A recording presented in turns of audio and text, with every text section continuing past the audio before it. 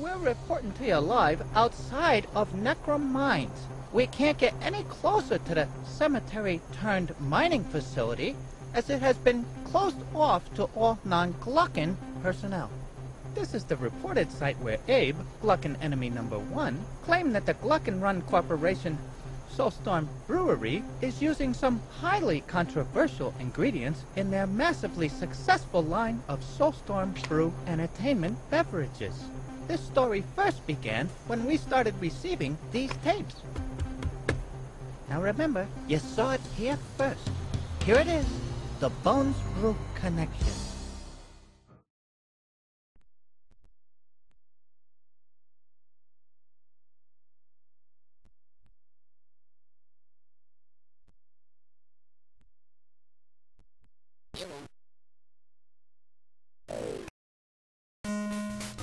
If you guys are watching this, that means new and tasties come out. Hey guys, Saxdude26 here and welcome to my next Let's Play, Oddworld Adventures 2 for the Gameboy Colour, the second of the handheld Oddworld games, and the 8-bit rendition of Oddworld Abes Exoddus. And considering how I tackled the first game of this series, there's only one thing missing. Time for some more LP vision. After I shave. Okay, there we go. Oddworld Adventures 2. Goody, goody, goody, goody. Game speak. And look at this! It's actually communicative this time around, as opposed to in the previous game where it was just a collection of whistles and farts used for one teeny tiny instance in the whole game. So, that's already one improvement, and because of course it's based on Abes Exoddus, we've got Gluckin and Sleekspeak in there, so yet another step up from its predecessor. Which is exactly what you want to see from a sequel, especially on a handheld. Still got the password system, because of course it's a Game Boy Color game, you can only do so much. But if we go to the game start, we have a difficulty select. Now easy mode, I was planning on doing as one of my options for my FAQ special, which I ended up doing Earthworm Jim for. And since I did that for there, I'll probably end up doing it for some other small project at some other point. Not sure what exactly yet, but because the LP is focusing on the whole game, and the main game, I'm going to do the main run, so I'm going to be doing normal mode. And things will look very similar to things we have seen in Abes Exoddus. His scarred hand branded on Moon's out face. We've already seen this phrase before.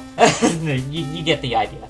It's basically the dialogue and the cutscenes from Abes Exoddus reiterated in an 8-bit form. There are some changes here and there, but, you know, it's the same general shtick. Murakan Nation been doomed to croak, you know. So it's good, I love it. And, you know, the addition of the extra 4 bits really fleshes out the cutscenes as well, as opposed to, you know, 2 or 3 very still images blurred between black and green. So, that's a very nice touch, I do definitely like that.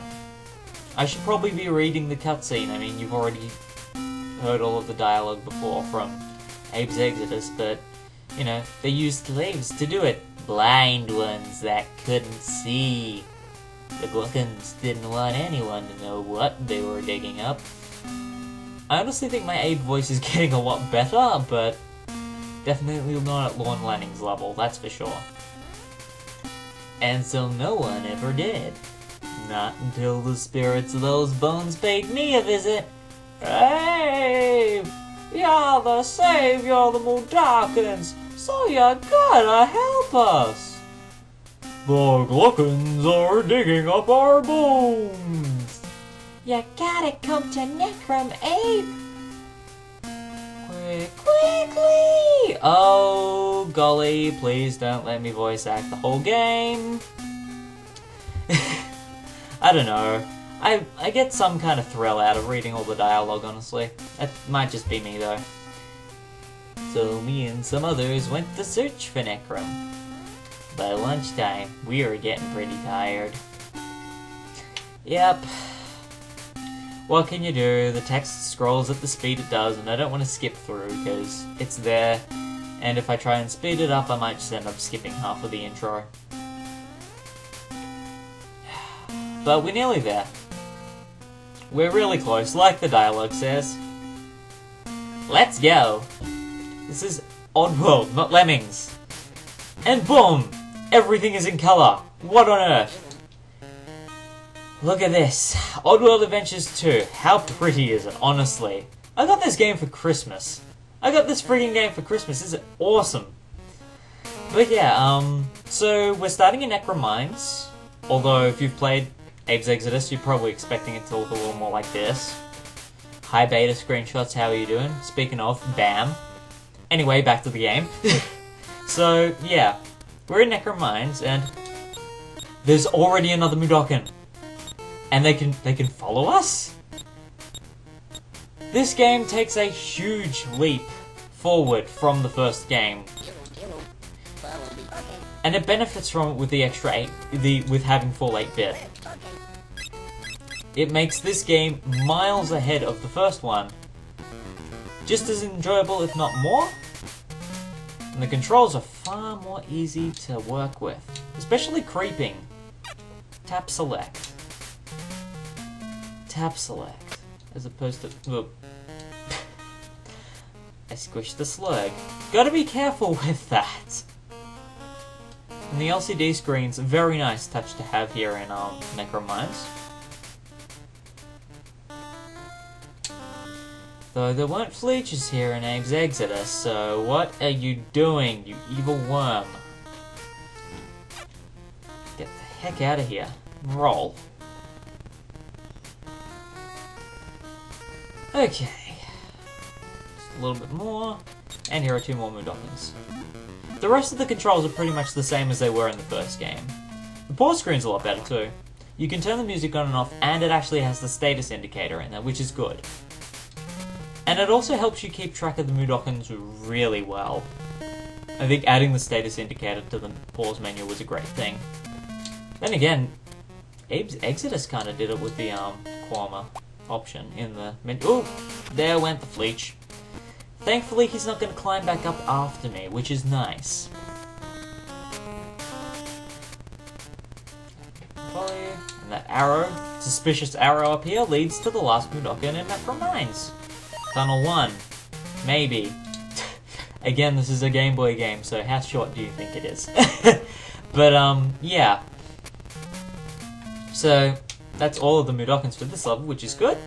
And now we're going to completely screw with the continuity by having Soulstorm Brew here. Although, oh, do I want to possess the Soulstorm Brew fart, or do I want to possess the Slig? Go with the fart.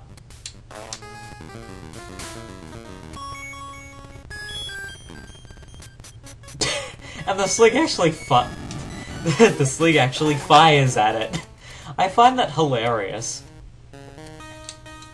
And then this very bizarre glitch I've never been able to understand where the LCD screen glitches through part of the wall. That happens on my actual cartridge as well, I've never understood it. Watch out for the motion detector, through the well, and we are out of there. New password, thank you very much, let's keep going. The spirits return. New dialogue that's only in this game. The Gluckons are using our bones to make Soulstorm Brew. You gotta shut it down, Abe, and free our souls. Okay, maybe it's a little based on the story stones in the temple, but I'm not sure. Now we're going to Paramonia Vault, which looks suspiciously like Paramonia. Which is actually Mudomo. I love the creative use of screenshots, I really do. But yeah, now we've got 4 trials to go through, so that's always fun. And the music's really nice in this game as well. I know you can have the option to turn it off, but I really like the music in this one. So, possessing Paramites. Compared to how it is in Abes Exoddus, very simple. You can put your head down to eat things, or you can just hiss at enemies and attack them. You can also jump and climb up webs as usual.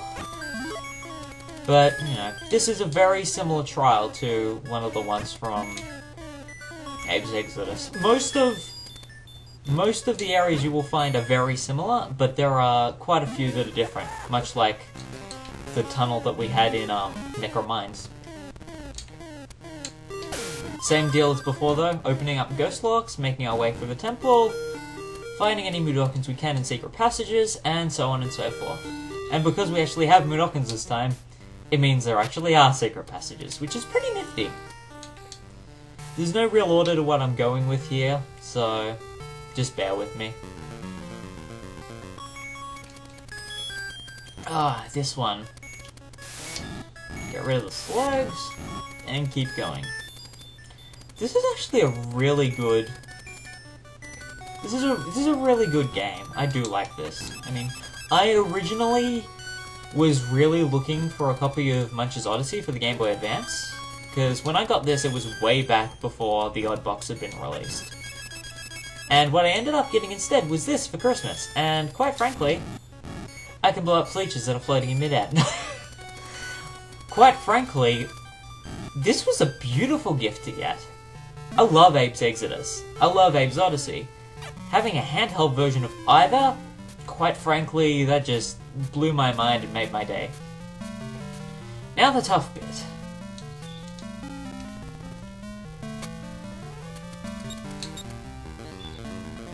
Secret passage. Hello. And continuing onwards. Part of me is really tempted to add in the sound effect for secret passages there, and just for the fleech isn't following me. This game has a tendency to do that. Every moment where a fleech decides it's not going to chase you into the next screen, you might want to take it. Honestly, I'll be honest with you, it really does help. Oh! I did not think that through. I forgot which button was the slap button. Whew. And now we're just gonna gun it.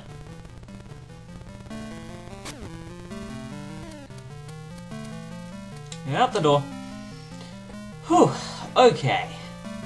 Lovely. Okay. Next trial. Oh, yay.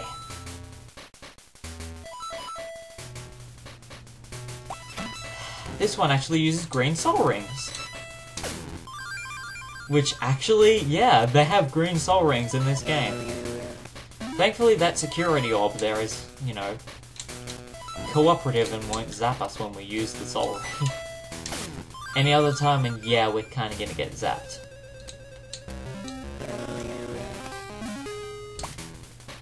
Okay, keep going. Keep going. It's the last ghost lock. No secret passage in here, as opposed to, you know, Exoddus, but they can't keep everything the same. It's got to be challenging too and new. It needs to be challenging, new, but familiar. That's the whole point of these handheld versions. Okay, last trial for Mudomo. Don't pull the lever yet. This way first.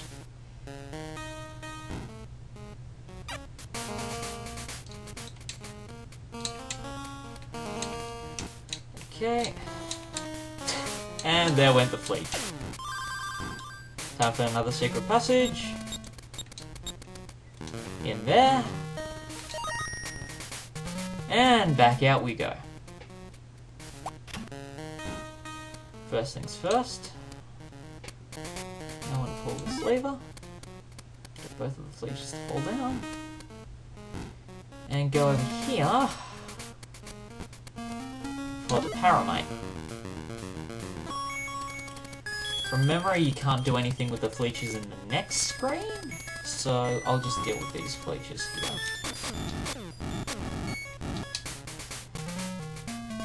Or they will eat my Paramonia.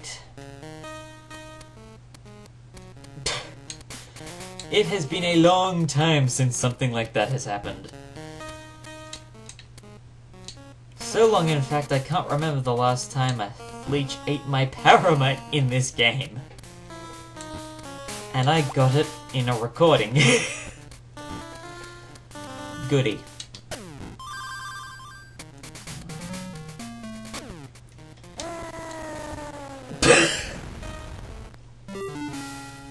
Dang. Oh well, you know what? Honestly, I can't picture this game having quick save. Yes, it's Abes Exoddus in handheld form, so it's a little bit harder, but it doesn't really need it, honestly. And come on, I did the whole Oddworld Adventures 1 playthrough without a death through the main playthrough. I had the montage at the end, so come on, I've got to die somewhere. They're awake? Okay, good. Alrighty. This Paramonia could work. Take 2. If they're spread out, that'll work better for me. There we go, that's what we want. And now, depossessing Paramonia and Scrabs can be a bit of a bothersome thing, as Abes Exoddus has shown. Thankfully, that bottomless pit eliminates that problem. So, thank you very much. I'm kinda going with the option of put them down the hole when you can.